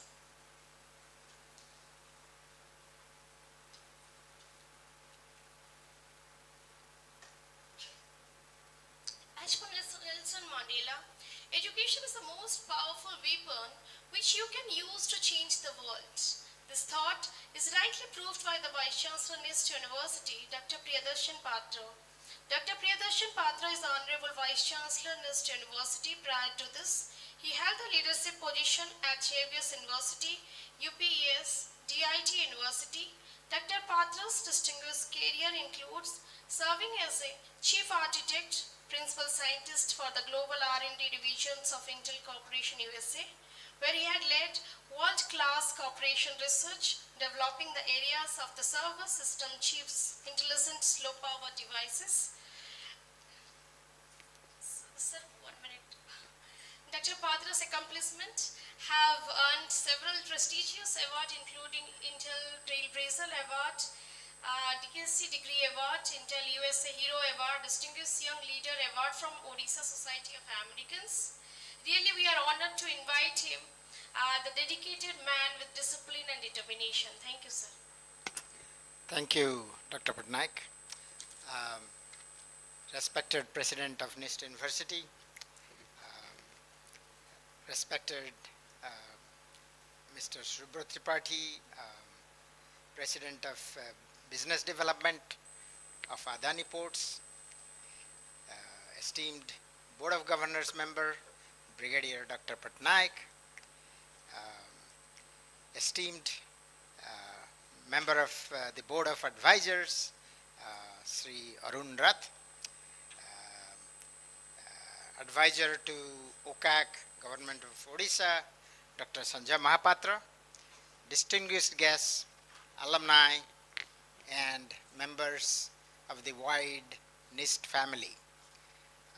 It gives me great joy to welcome you all to this day 2 of the 29th Foundation Day celebrations, which we call the NIST Family Day. If yesterday was about institutional reflection and focus on national purpose, today is about something more personal and enduring. People, relationships, memories, and this shared identity that binds generations of NISTians together. A university is not ultimately defined by its buildings, its laboratories, or even its programs. It is defined by its people, and above all, by its alumni. You, the alumni, carry the reputation of this institution into boardrooms, classrooms, startups, hospitals, research labs, government offices, and communities across India and the world. NIST has already graduated about 19,000 students, and some 3,000 of them are all over the world abroad. In essence, you, the NISTians, are the lifelong stakeholders of NIST University. As the founding Vice Chancellor, I want to say this very clearly to our alumni. You are not guests on this campus. You are co-owners of its legacy and partners in the future. Many of you built your careers at a time when NIST itself was still building its identity. Very recently, I met with your very first batch, the graduating batch of year 2000. They were describing to me the conditions that they were in, but that memory, the memory that they have carried when there was only one building, when they started there was one floor. Next year the next floor was built, but my God, the camaraderie, the fellow feeling, and the love that they displayed towards their alma mater and among themselves was truly remarkable. So, many of you built your careers at the time when we were still building our infrastructure, our identity. And now we are entering the 30th year. 3 decades have passed since then. And as you already know and noticed, we just completed 2 years of existence as a multidisciplinary university. The credibility NIST enjoys today in placements, in academic standing, and its regional recognition rests significantly on your professional achievements and your personal integrity. From my perspective, the next phase of NIST's growth must be deeply alumni integrated. What we want our alumni to be is mentors to our students, advisors to our academic programs, collaborators in research and innovation, partner in entrepreneurship and internships, contributors to scholarships and campus infrastructure, ambassadors of NIST brand worldwide. A strong alumni network is not a ceremonial accessory of the university. It is truly a strategic institutional asset. Many of you know the word FOSS. Sri Arun Rath mentioned about the alumni database, alumni AI-driven alumni system, all of that, right? So I was driven few months ago. I said, okay, we are nearly 30 years old and we don't have any reasonable system for our alumni database. So I played around, I searched, did some research myself in my midnight oil when I was burning midnight oils. And I researched and I found something that is FOSS. I'm sure many of you, my students are computer science students. You, I'm sure, understand what FOSS is. That is, I won't quiz you now in front of everyone, but that's free and open source software, FOSS. So there is this wonderful open source called Tendency that I took the base and built over several nights a system, that is truly powerful. Some 150 features, from emails to newsletters to alumni matching to scheduling and everything, right? So then I spoke with my IT team and promotion team who typically maintain this. So they said, sir, we have just hired 1 or 2 engineers and we'll build our own. And we have started just now, I will show you. I said, okay. So they went on and showed and said, the one that you have created is too complex. I said, too complex because you are not a software engineer, not a computer science engineer, but I have my students. Why don't you go get them involved? Many of my alumni, that 19 or 18,000 alumni, many of them are in software, computer science business. But eventually, they said, sir, it's very difficult to really get them. The alumni is saying the university should build. We can't take the responsibility. I said, okay, I'm your vice chancellor. I won't be the maintainer of your software that I'm developing. You go ahead, whatever you are building. Then the challenge came. They, even our alumni coordinator, Mittu, Dr. Mittu Barala here, might be sitting somewhere. So we could collect only few names from the last, basically from the alumni who visit our campus. We had the names of the databases. Then we ran a campaign. That is not sufficient. We have so many students. So we reached out to old alumni, old teachers who were here, but they have left the institution over time. And then we reached out to the IT team, the admission team. We obtained the perhaps somewhat old dated emails. So eventually we got some 4,000 to 5,000 emails over a long period of time. HR helped me as well. And now our, promotion and IT team are owning. They have developing all of that. And that is a mechanism that we use today. It is not AI powered yet. I wish they went for this FOSS. They could integrate OpenAI API. They should be all farmed out as little projects for our current students. After all, they will become the alumni of this institution eventually. Besides, it teaches real world engineering. In this particular case, it might be a computer science programming type of problem. But this is how I wish my faculty and my students, staff, think about how do we develop the infrastructure that is needed right here, while also training ourselves on real world, industrial microcosms.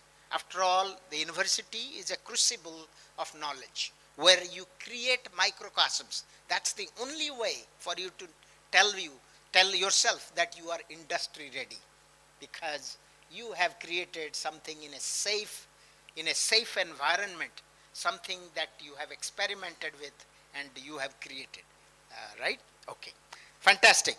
I would also go back a little bit. I remembered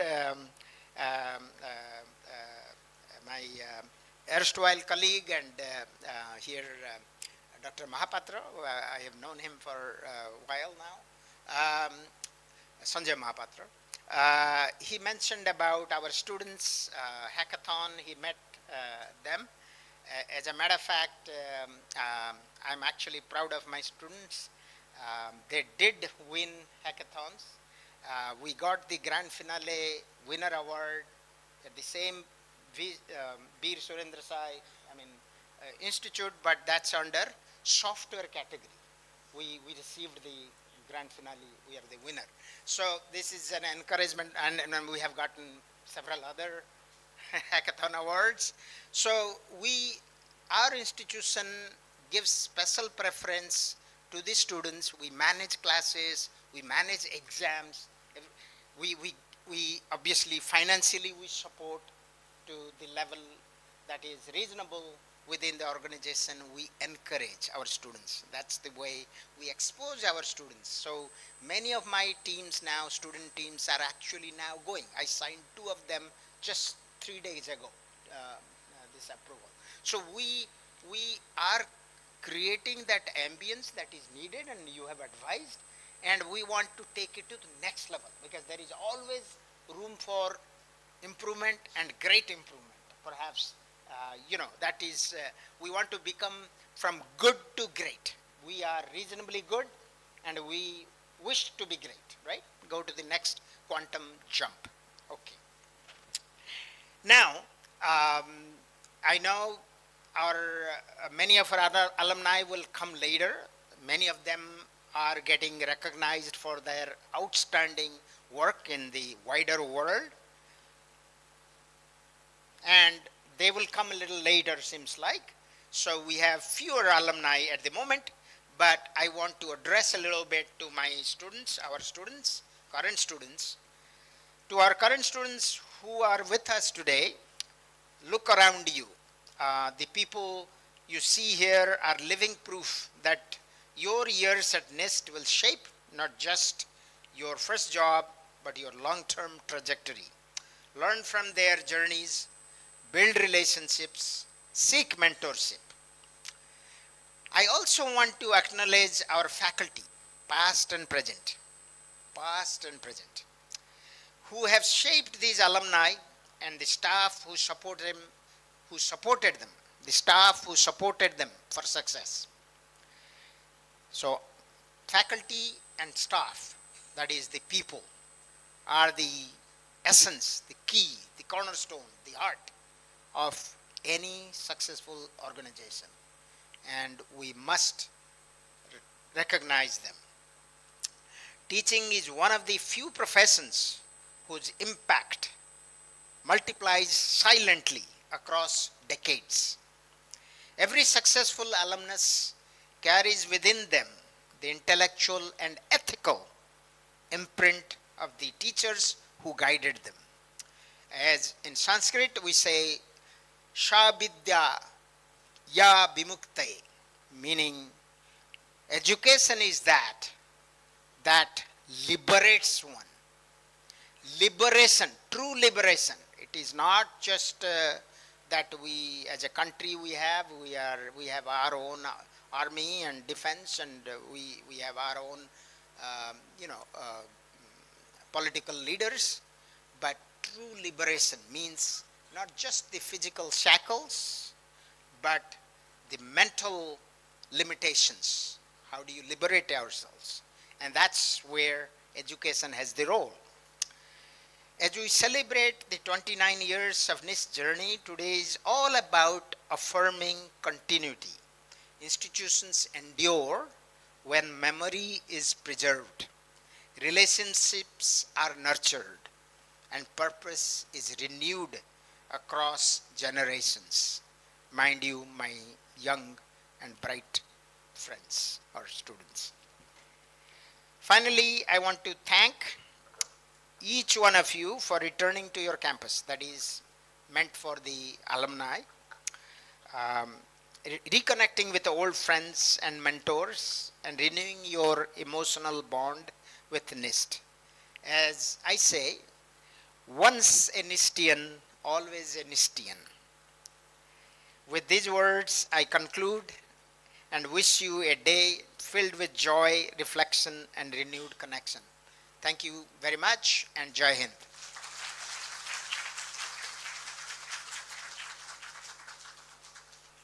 Thank you, sir. Thank you for explaining the importance of this alumni bond and how NIST is trying to build this bond together. You always gone down to the students to make the difference, to mentor them.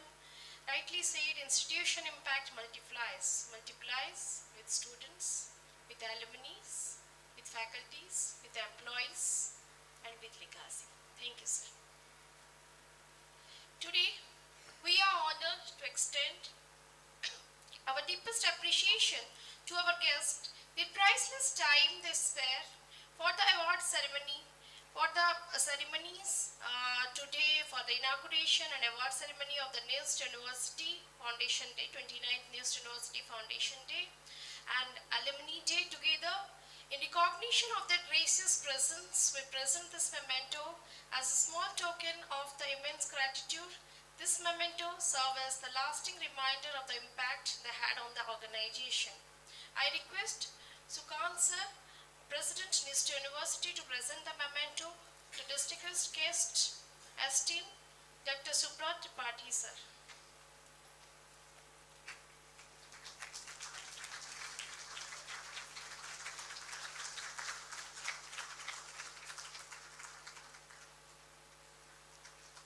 I request Vice Chancellor, Professor Priyadarshan Patra sir, to present the memento to Dr. Sanjay Mahapatra sir.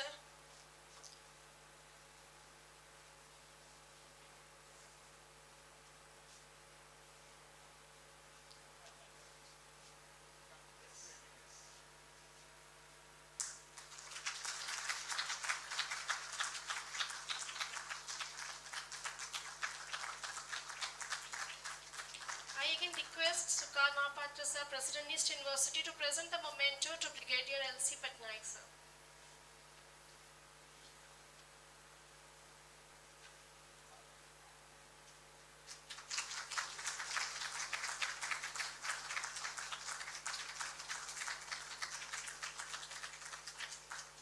I request Vice Chancellor Professor Priyadarshan Patra sir to present the memento to Sri Arun Rath sir.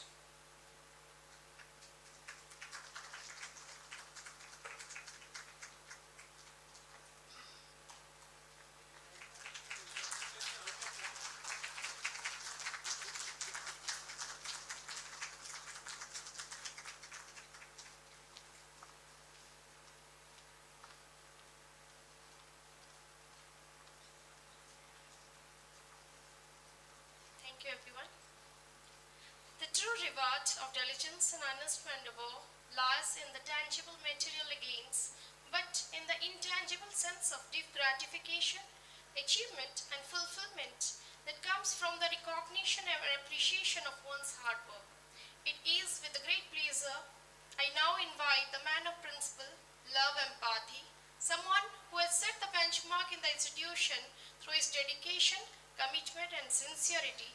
His commitment is an example, his dedication is a benchmark, his selfless effort is an icon. He is none other than our beloved Registrar of NIST University, Dr. Vishnukar Naik sir. I request you for extending vote of thanks and concluding remark. Good afternoon, ladies and gentlemen, esteemed guests, respected dignitaries, Honorable President NIST University, our distinguished guest, Honorable Vice Chancellor, member of the media, my dear colleagues and my beloved alumni and students. Today, as we stand on the threshold of 29 glorious year of NIST, we are not merely celebrating a foundation day, we are celebrating a journey of faith, perseverance, and transformation. Nearly 3 decades ago, NIST began with as a small yet courageous dream nurtured by visionaries who firmly believe that education has the power to transform not just individuals but society as a whole. What started with modest infrastructure and boundless determination has today evolved into a vibrant university, shaping young minds, igniting innovation, and nurturing responsible global citizens. As the registrar of this university, it is both my privilege and honor to propose vote of thanks for this inaugural ceremony of the Family Day on the occasion of 29th Foundation Day today's celebration is especially meaningful as it connects our extended NIST family, alumni, parents, students, former faculty members, staff, and well-wishers, strengthening the bond that define our university. We begin this auspicious occasion with an inspiring welcome address by our Honorable President Dr. Sukant Mahapatra sir. Your unwavering vision to transform NIST University into a world-class research-driven institution continues to guide and inspire every member of the NIST family. Your foresight, trust, and leadership remain the cornerstone of our progress. Thank you, President sir. I express my heartfelt gratitude to our Honorable Vice Chancellor Dr. Priyadarshan Patra sir. Your visionary leadership, academic wisdom, and commitment to excellence continuously steer NIST University towards greater height in teaching, research, and innovation. Your words today have once again energized and motivated us all. Thank you for your guidance and inspiration, sir. We are deeply honored by the gracious presence of our distinguished guest, Dr. Subrat Tripathi, sir. With over 35 years of exemplary service across the Indian railway, ports, logistic, and infrastructure sectors, your leadership and nation-building contributions are truly inspiring. Your transformational roles at Paradip Port and Adani Port and Sage, and your current responsibility as President Business Development Adani Group have significantly strengthened India's infrastructure ecosystem, particularly in Odisha and West Bengal. We are sincerely grateful to you, sir, for gracing this occasion and enriching our celebration with your wisdom and presence. Thank you, sir, for blessing this celebration. I extend my sincere appreciation to our distinguished guest, Brigadier L.C. Patnaik, sir. Your distinguished service to the nation, discipline, integrity, courage, and resilience. Your presence today inspired us to instill these values deeply within our academic ecosystem. We are grateful for your guidance and encouragement. Thank you for your presence and gracing the occasion. Our heartfelt thanks to our distinguished guest, Dr. Sanjay Mahapatra, Domain Advisor, Emerging Technology under the Central PMU at OCAC E&IT Department, Government of Odisha. Sir, your contribution to emerging technologies and the innovation ecosystem serve as a powerful inspiration for our students and faculty alike.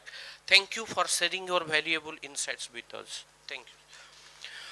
My special thanks to our esteemed Board of Advisor member, Sri Arun Kumar Rathwa sir. Your distinguished leadership as CEO of Vilai Steel Plant, Durgapur Steel Plant Limited, and your roles as Director at TRL Kroskai Refractories Limited and Mahanadi Coalfield Limited, along with your unwavering support and guidance, have significantly contributed to the development and strategic growth of NIST University. We deeply value your rich expertise and continued mentorship. Thank you very much, sir, for your guidance. A very special note of appreciation goes to our Dean Academic, Dr. Rajesh K. Panakala, sir, who has been the driving force behind the meticulous planning and flawless execution of today's grand event. Sir, your relentless effort, dedication, and leadership have truly made this celebration memorable. Thank you for your tireless commitment. I take this opportunity to sincerely thank the entire NIST fraternity, our faculty members, technical staff, and administrative teams whose collective effort ensured the seamless conduct of today's program. Your commitment are the true spirit of the teamwork. Thank you very much, all my colleagues. My sincere thanks to Dean, Head of the Department, coordinators, all the facility department, electrical department, PR cell, who worked tirelessly behind the scene to make this event a grand success. I would also like to express my heartfelt appreciation to Dr. Akanksha, Dr. Gayatri, Dr. Sandeepan, Ms. Pritambar, Dr. Amit, Dr. Priti, and Dr. Amruta, and Dr. Sanjit, along with every volunteer and staff member involved. Your dedication and sincerity are truly commendable. If I have eventually missed mentioning anyone, I humbly seek your forgiveness. Please know that every contribution is deeply valued. Our sincere gratitude also goes to the media fraternity whose continuous support helped carry the story and achievement of NIST University to the worldwide. As we celebrate 29 years of excellence, let us reaffirm our collective commitment to knowledge, innovation, and social impact. Together, let us continue to build a brighter future for NIST University. Thank you all. Jai Hind, Jai NIST. Thank you, sir. As we come to the close to the end of the inauguration season, we do with a heart full of optimism and anticipation. Let us look forward to exciting journey ahead as we continue to work together for achievement of new heights and success innovation. Thank you all for being a part of this memorable beginning. I formally declare the end of the inauguration session, but I believe that you will be a part of the seminar, research showcase, panel discussion, club showcase, and the alumni for the BOG meeting, and at the end, the award ceremony and the cultural night, basically by the NIST employees and faculties. I believe the memorable day will last long, so all of you be a part of that. With that, Agyanta Timirandashu Gyananjana Sarake. I will learn many things. Thank you, everyone.